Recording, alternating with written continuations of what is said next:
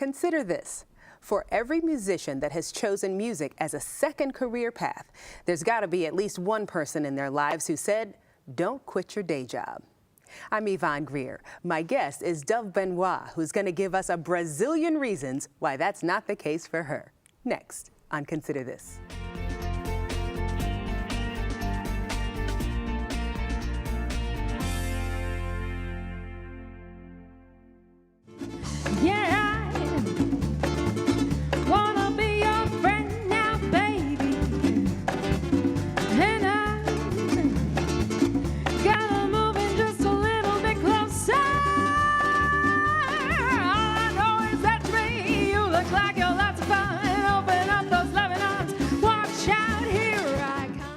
For those of us that can't stop ourselves from singing to our favorite song on the radio or just belting a tune out at the top of our lungs while we're in the shower, this one is for you.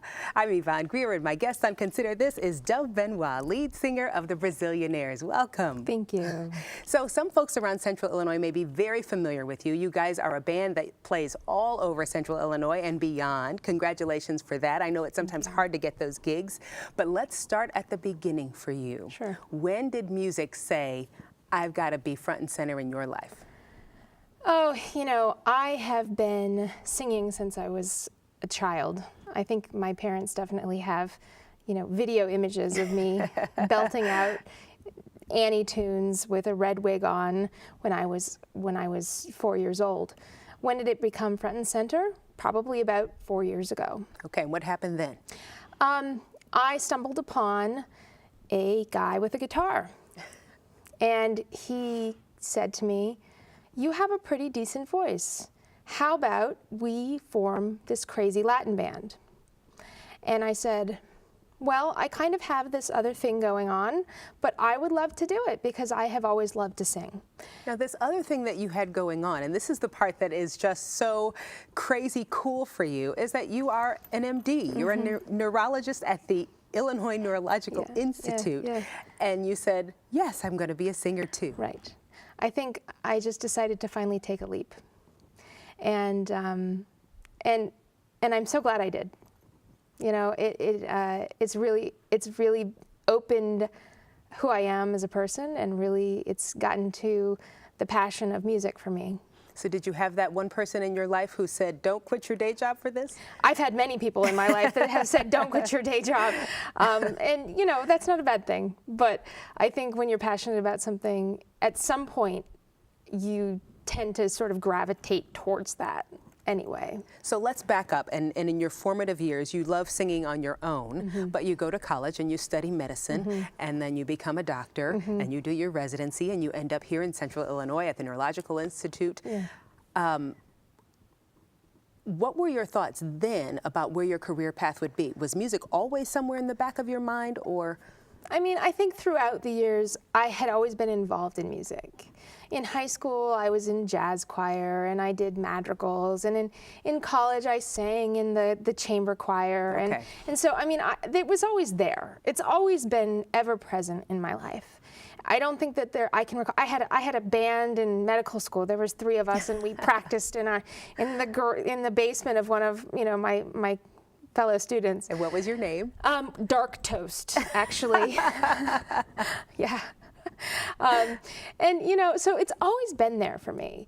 But I didn't really know where it would go. And I think even when I was younger, I always sort of envisioned in my head and kind of, you know, we all have those kind of fantasies of being on stage, or I mean, whatever our passion is. Oh, I'm going to do that one day, and I don't know. I never really thought it would go anywhere, but I always had those little girl dreams of being the rock star on stage, and then this opportunity came up, and I think I was at a place in my life where I said, why not? Just why not? Like, what's the worst thing that could happen? And so I'm already a doctor. Right. I've kind of done that, you know. So I've been successful in that, you know. So what is that process like? How do you go from saying, yes, I think I'll give that a try, to actually being a part of the band? Did they already have other musicians, or did you guys start from scratch and put this together? So Rico Johnson, who is my co-partner in the band, he has been a musician for years and years. He grew up in Peoria, but actually went to California for a good period of time, and he trained at the Guitar Institute of Technology and has a degree from there and has been writing music and playing in a variety of bands for years and years and years. And he kind of got this bit by the Brazilian bug and had this idea that he really wanted to do something different in Central Illinois. And he had moved back from California, and he was looking for a singer. He had other musicians in mind for this band, but he hadn't really found a singer. And we just totally randomly met at this party. And as it goes with musicians, you just tend to start playing. And anyone that's a musician that's watching will know this, okay? You just pick up the guitar, you sit at the piano, and you just start playing. And that's what happened. And I think if anyone knows Rico, they know he's very driven. And so he just sort of said, I want you to see if you would be willing to do this. And I just took him up on it. And we became very serious about pursuing it. And from day one, he and I have been in line in pursuing the same goal. And that's an important distinction to make, I think. So for any aspiring musician who might get to watch this show, that you guys have a plan, that Rico has a music background and you have music in your history as well. And this wasn't just one day we'll drop everything and decide to take a flying leap of faith, that there is some methodology to this. Yes, methodology and a lot of hard work. And what does that work entail?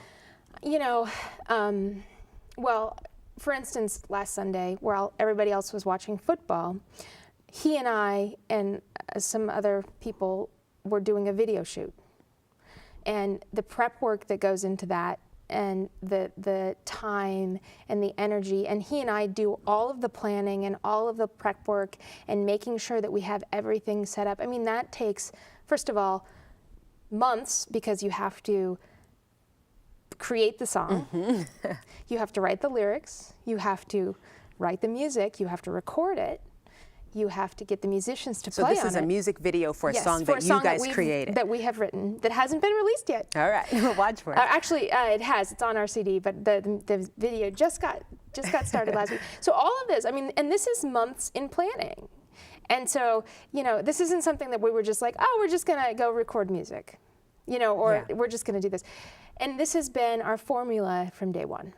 So do you look at some of those weekend evenings and afternoons and think, gosh, I wish I was sitting on the couch, or does like the clouds part and the angels sing and you go, this is what I've been waiting for? I think there are moments, but I think generally speaking, and people ask me that all the time, they say, how do you do it? And what my answer is always the same. When you find something that you love to do, you will work as hard at it as possible because it's not work. I like that. When you are on stage, you own it, and you are so flamboyant in your costume. Sometimes I look at you and I think, where did she find that? Or how did she get those, you know? What is your thought process when you are planning to go on stage? Yeah. My friend Laura, I think, always kind of freaks out because half the time I don't even know what I'm going to wear before I go on. But I think and Rico has really taught me this. It's really all. It's not just about how good a singer you are, or how wonderful a musician you are. That is a huge part of it. But it's about entertainment. And you know, people that don't necessarily go to live music, you know, I think there is something in listening to recorded music, and it can be wonderful. But the experience of being at a concert, I feel, is largely what you're watching. And so, when I go to a show, or when somebody comes to one of our shows, I want to entertain them. And part of that is looking the part. And I love looking the part, you know? I'm a girl, I like to dress up, you know? So we really try to put on a show for people. Do you ever watch any of those American Idol, The Voice, those type of shows? Yeah, we like The Voice. I think mostly because we have a special penchant for Blake Shelton. We just like the guy, you know. But I think, yes, I think those are really interesting shows to watch. I think what we really like is some of the vintage stuff, like the Sonny and Cher show. Yeah. You know, because those were entertainers. You know, the costumes that they used to wear and the sets that they used to do, just like really cool stuff. You know, so we get a lot of inspiration from some older kind of vintage stuff. It just reminded me when you said that it's more than just the recorded voice, that when you're on stage live, you've got to perform. And that's what made me think of those shows, because sometimes you hear a really wonderful voice and you don't feel anything. Right, yeah. We were just in Nashville last weekend or 2 weekends ago, and we were at RCA Studio B, which is where Elvis did most of his recordings.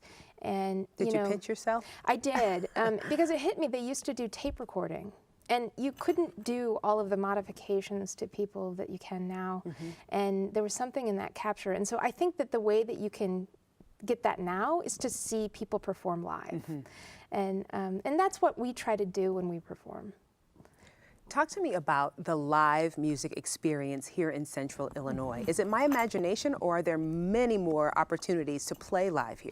I think people are really lucky here, you know, and I don't know if it's just because now I'm getting into it and seeing it, but there just seems to be so much opportunity to go out and see things and experience, and I feel like people in Central Illinois are very lucky because there's just so much. Every weekend there are just like a list of shows that you can go to, and a variety of different music types.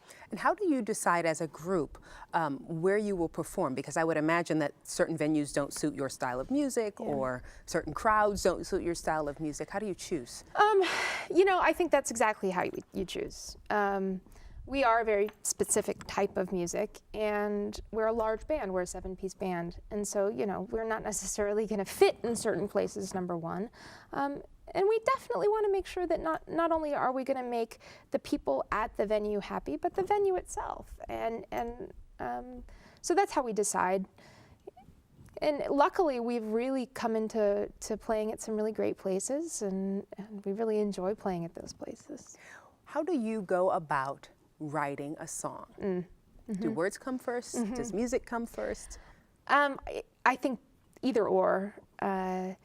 I recently, one of the songs we're just in the recording studio for, I had a dream about the lyrics. So I woke up and I literally wrote the lyric down. And I said to Rico, I had this dream and this is the lyric, and then he took it and kind of ran with it. He is really the mastermind behind the music. He's really the creative force. I definitely help him with that, but he's the one that kind of sits down with a cup of coffee or two and we'll get into these creative modes, and we'll either start with kind of a riff or a melodic line and write a melody or write a chord progression or write a set of lyrics, and kind of build off of that. Do you play an instrument? I grew up playing the piano, and I was trained classically in piano. So it's a little different than what we do, and I'm trying to learn a little bit more about sort of jazz chords and things like that, just to expand my repertoire. But yeah. So when the words come to you, does the music come with it, or? Sometimes you hear it. And you know, when you have words, because of the way that music flows, you know, sometimes the rhythm flows with it, and sometimes you have to kind of fit the words to fit a rhythm. So it's definitely an evolution and a progression, and you want to be unique, and you don't want everything to sound the same. So it's a lot of back and forth and trying things and scratching things out and trying something else, and if that doesn't work, scrapping that. But it's fun, though. It's fun. You guys do a great job of making it look effortless when it all comes together on stage. Thank you. I had an opportunity to see some video of you, and I was so sad I didn't get to make the live performance when Charles Yang came in to play with the Peoria Symphony Orchestra, and you guys played Hotel California. Right, What experience was that like? Because he is a classically trained violinist. That was an amazing experience, honestly. I think as a musician, as an artist, I think one of the things that we really feed off of is working with somebody else who also has that kind of energy. and to feed off of that energy and work with him was just, it was like this surreal and amazing experience. It really was. And I really hope that we continue to have more opportunities like that. And it was phenomenal. It's almost like musicians get to speak this secret language that nobody outside of music can understand. Because with just a nod or a glance or, you know, a wave of the hand, the song has shifted or the song has changed completely. Do you guys just feel that intuitively, or is there like a system of silent hand signals that, you know, this means this it's like and baseball, that means you know? that? Like, I think both. I think both. And now even more so than before, because this group of musicians that we've been with for a while. And so now we have sort of this harmony where, you know, Rico can kind of look back over his shoulder and the guys can tell, okay, we're moving into the bridge, or we're moving into a chorus, or we're moving, you know, and it is sort of our secret language. So talk to me about the CD. What's it called? What is it called? It's called Algo Diferente. Which means? It means in Portuguese something different. It also means something different in Spanish, algo diferente. So it kind of is multilingual. And what does that signify for you guys? I think a lot of different things, actually. I think it's meant to mean this CD, on a very superficial level, is something different than you've ever heard. Okay. And then more personally, it's something different for the musicians playing on it that nobody's done before. Rico comes from a background of playing in rock bands and country bands and sort of that kind of genre of music. And then me coming from, you know, left field, doing something different. So it means a lot of different things for different people. So I think that's why we named it. And how did you go about putting it together? So you sit home or you create songs over your coffee or your dreams and you wake up and write them down. How do you realize, I think we have enough for a CD here, and then progress that forward? You know, I think there's sort of a formula. I think most people feel like a CD needs to have a certain number of songs. Okay. And so you feel like you need to have enough material so that if you're going to say, okay, we have a complete CD, you know, now, today's age, CDs are almost a thing of the past. So what we did is we actually released these songs individually. And then when we had enough material to actually complete a full CD, then we released the CD. And we plan on doing that in the future. We're actually in the recording studio now, recording new stuff. Got it. For another CD. But, you know, everything in music, as in everything in life, is evolving. And it has a process. I think that might be an important distinction, again, for an aspiring musician to recognize that you don't just show up at a studio one day and have all these songs. No. I mean, this is months and months of work. We'll go in and we'll lay down track, you know, I'll lay down my vocal track, which will be just a scratch vocal, and Rico will lay down his scratch guitar so that the other musicians can come in and lay down their parts. Okay. And then we'll go back and I'll re-record my vocal if I didn't like a part, or he'll re-record his, you know, guitar, and then we'll start producing. And Rico's really an amazing producer. He'll say, oh, let's take the horn out of this part and add this, and take this out and add this, and oh, it needs to swell here and we need to shift this left. And so, I mean, there's a lot that goes into it. And we're lucky enough to work with Eric Nelson, who's out of Eclipse Studios in Bloomington, and he's just been a wonderful person to work with over the years. So, I know your colleagues in the medical field, some of your patients, and a lot of the folks in the musical community are kind of sad because you guys are taking another leap forward in your musical experience, and you're moving to Nashville. That's right. Yeah. Yes, it's been kind of something we've been thinking about for a while. It's not like everything you've said, you know, oh, we're just one day going to decide. It's been something we've been thinking about, and we've decided that we really want to see where we can take this music, and we feel like we need to be in a little bit of a bigger city with a little bit of a wider audience in terms of music. And we felt like Nashville was not so big like Los Angeles or New York, where we felt like we'd get swallowed whole, But Nashville seemed like the next natural progression. And forgive my ignorance, but in my brain, Nashville says country. Right, exactly, and that's why we like it. Because we're not a country music band. Right. And just like in Peoria, when we first started, we thought, okay, how are people going to feel about this Latin fusion jazz pop band? We think maybe something unique, a unique sound, being different will afford us an opportunity that is not the same country music or singer-songwriter. And we may be wrong, but that's the leap that we're willing to take because that's how passionate we are about the music. There are a lot of avenues to pursue in music, from the musicianship to the singing to the producing to the studio recording and mixing to the live presentation. What is the big dream for you guys? I think for me, I really enjoy the entertainment aspect of it. I really enjoy being in front of people and singing and being able to, share what we create with people. I love that part of it. I can't speak for the other members of the band. I think for Rico, he is this creator of this music, and I think he would love to create the music and share it with people. Part of him, he's a wonderful producer as well, so I think, not to speak for him, but there may be other avenues that he would be interested in pursuing. But me personally, So are you thinking like, I want to be on the Grammys and get that open, Yes, because you have to think big. Yes. You always have to think big. One of my patients actually said, "I'll forgive you if you win a Grammy." I said, "Okay, it's a deal." You always have to shoot and aim high. Those cliches: aim for the stars, and you'll land in the sky or whatever it is. But you do. That's how we've succeeded, and we've been so fortunate and so blessed to work with wonderful people and be surrounded by wonderful people, and I think it's because we are positive and we do have big dreams. Hanging on to that positivity and those dreams can be challenging when you've got people saying, don't quit your day job. We should let people know that you're not leaving medicine entirely. No. I always say I might be crazy, but I'm not stupid.